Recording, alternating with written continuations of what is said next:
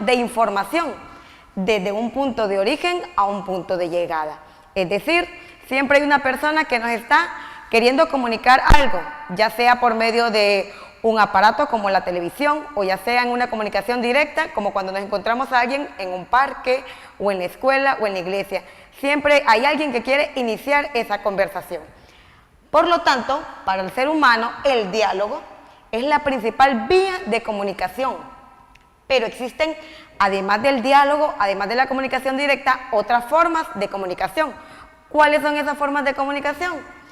Tenemos lo que es la escritura, que llega hasta nosotros por medio de los textos, las revistas, así también los sonidos y las imágenes.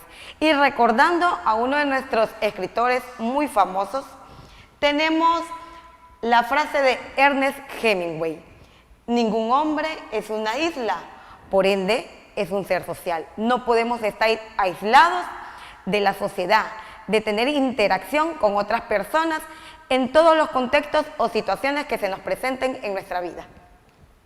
Ahora, iniciamos con los elementos de la comunicación, que se presentan sobre todo en una comunicación directa. ¿Cuáles son esos elementos? Tenemos un emisor, que es la persona que está comunicando el mensaje. Así también un receptor, que es la persona que recibe la comunicación. Un canal, vehículo natural o artificial, que transmite el mensaje. Por ejemplo, en el canal tenemos un teléfono, un medio escrito, la televisión y un código muy importante. Es un conjunto de signos y reglas de combinación, como nuestro idioma, el español u otros idiomas como el inglés, francés. No se quedan atrás otras formas de comunicación, como el alfabeto braille o sistemas de signos convencionales. Hablamos del mensaje, que es la información que se quiere transmitir, y el contexto, como la situación que rodea el acto de comunicación, y decimos que en toda situación comunicativa hay circunstancias lingüísticas y también extralingüísticas, que es todo lo que nos está rodeando en ese momento. Abordando los tipos de comunicación, decimos, atendiendo a la relación emisor y receptor, tenemos la comunicación bidireccional. ¿Cuándo estamos ante una comunicación bidireccional? Cuando estamos las dos personas o las tres intercambiando en forma directa nuestras ideas, nuestros pensamientos. Y tenemos allí un diálogo que se puede presentar en un panel, en un debate. Y también la comunicación unidireccional. ¿Por qué unidireccional? Porque solamente el emisor está enviando el mensaje y no hay un intercambio de roles. El receptor no nos puede contestar en ese momento. ¿Y cuáles son los ejemplos de la comunicación unidireccional? Tenemos la radio, la prensa escrita, los programas de televisión y también las cartas, que nos envían mensajes, pero nosotros no podemos responderles en ese momento en forma directa. En todo acto comunicativo encontramos aspectos que interrumpen. ¿Cuáles son esos aspectos o elementos que interrumpen en todo acto comunicativo? Tenemos el ruido, tenemos la redundancia y el espíritu viajero. Cuando estamos en un acto comunicativo, por ejemplo, en el salón de clases, el profesor está explicando su temática, entra un alumno a la UNACIA y hizo ruido. ¿Qué ocurre? El mensaje no pudo llegar hacia los demás interlocutores. Por lo tanto, el maestro está en la obligación de transmitir nuevamente el mensaje para que sea captado por los alumnos.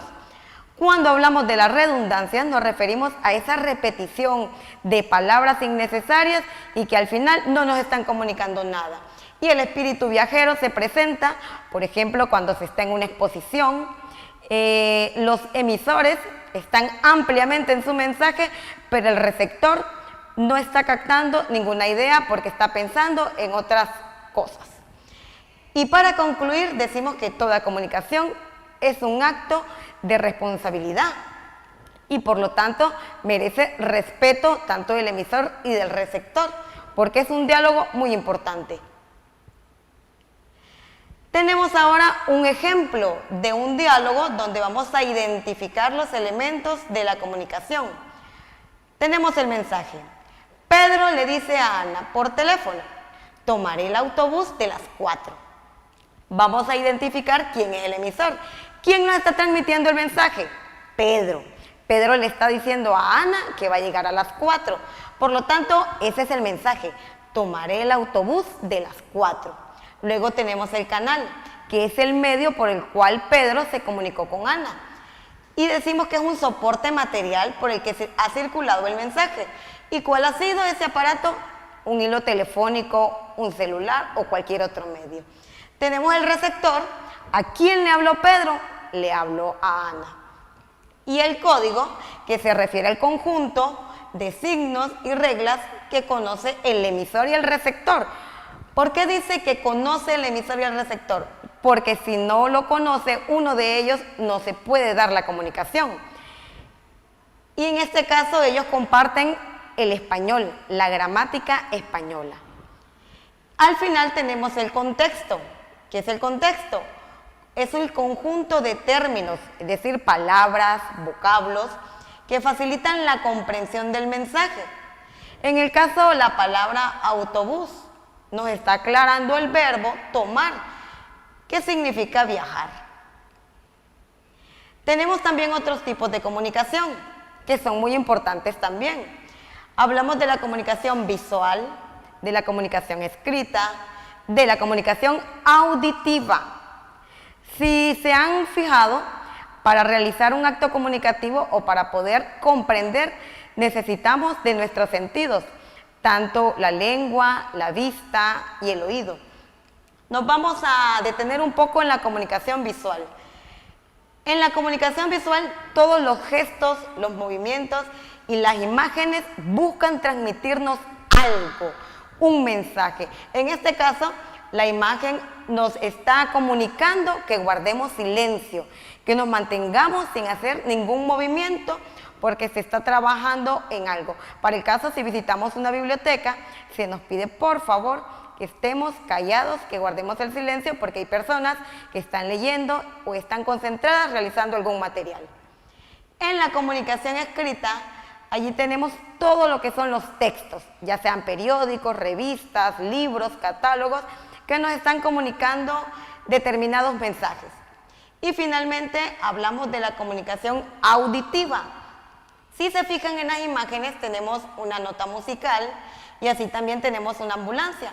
En el caso de la nota musical, está representando los sonidos de la música que nos transmite emociones, sentimientos de tristeza, de añoranza, de alegría. Y la ambulancia, cuando escuchamos el sonido de una ambulancia o de un carro de los bomberos, nosotros sabemos que se refiere a una emergencia. Por lo tanto, colaboramos si vamos nosotros conduciendo y